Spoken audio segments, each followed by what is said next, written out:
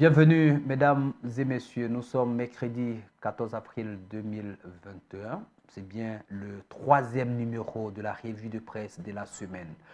Hier, au cours de l'ouverture de la session ordinaire du Sénat à Yamoussoukro, Jeannot Ahoussou-Kouadio, président de l'institution, a exprimé sa reconnaissance au chef de l'État. Peut-on voir sur Fraternité Matin. Fraternité Matin affiche à la suite loi ivoirien de l'extérieur, école, ce que les sénateurs prévoient en 2021. Le journal informe aussi que le bureau de l'Assemblée nationale sera connu aujourd'hui en n'oubliant pas d'annoncer le décès de Cheikh Traoré Mamadou.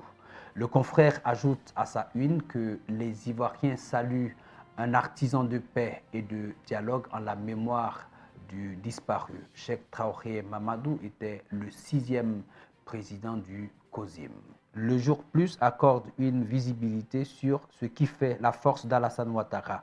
Il fait cas du décès du président du COSIM et évoque le mal qui a emporté le guide religieux. Tout en accordant une place de choix à l'ouverture de la session ordinaire du Sénat, l'intelligent d'Abidjan revient sur la joie du président Ahoussou Jeannot à regagner la mère patrie. Dans le même élan, le patriote met à la lumière l'appel à l'union sacrée des Ivoiriens d'Ahoussou Jeannot. Le confrère révèle que Bédié avoue ses crimes.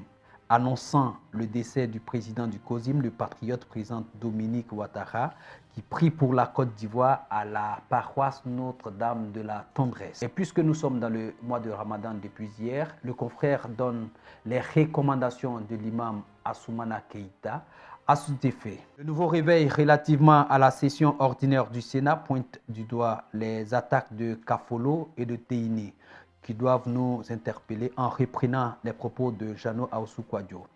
Le décès de Cheikh Traoré Mamadou n'échappe pas aux confrères. Il rappelle que le COSIM perd un deuxième président en moins de 2 ans. Le quotidien d'Abidjan, on peut apercevoir qu'après l'avoir diabolisé, la France réhabilite Gbagbo en faisant référence au procès de bombardement de Bouaké. C'était en novembre 2004.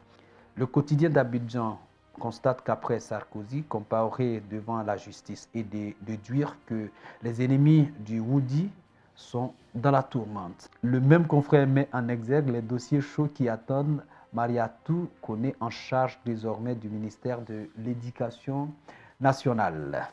En faisant référence à la session inaugurale du Sénat, le mandat rapporte des propos du président de l'institution. Nous encourageons le président à demeurer ferme pour empêcher le désordre. Le même journal dévoile ce qu'il appelle la descente aux enfers programmée du PDCI 28 ans après le décès d'Oufoué. Le sursaut présente à sa manchette la tourmente des petits partis inféodés au RHDP 7 mois après l'élection présidentielle. Sur un ton pessimiste, il affirme comment la course vers la soupe RHDP a tué tous les petits partis politiques.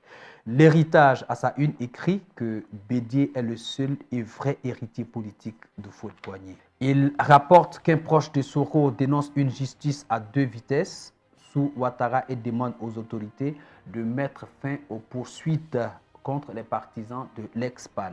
Le confrère pose la question de savoir si les ministres Siaka Ouattara et Seka Seka ne vont-ils pas claquer la porte au RHDP après leur départ du gouvernement.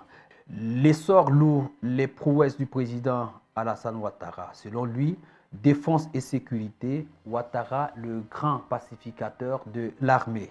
Le même confrère révèle que le Kokan Guinée est venu s'inspirer du modèle ivoirien. À travers donc cette revue de presse, vous avez eu un aperçu des manchettes de la journée, en espérant que vous allez vous procurer ces journaux. Merci de continuer à nous suivre sur toutes nos plateformes de diffusion et de téléchargement. N'oubliez pas aussi de télécharger l'application sur Play Store si ce n'est pas encore le cas. Merci.